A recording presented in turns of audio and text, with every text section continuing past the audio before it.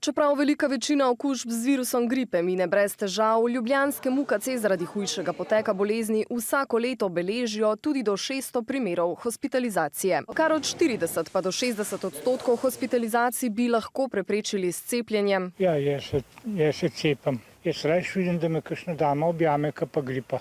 Kljub temu se za cepljenje odloči manj kot 10% Slovencev, številni kot kaže, oklevajo iz strahu pred stranskimi učinki. Imam ene alergije pa to, tako da nisem se odločila za cepljenje.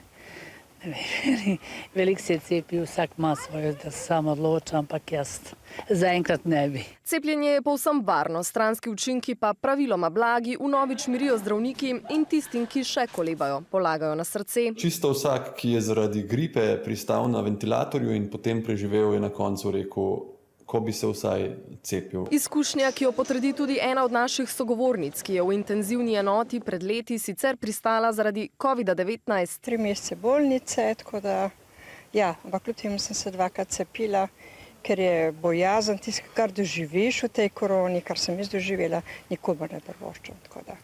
Brezplačno cepljenje proti gripi bo že od jutri potekalo po vsej državi.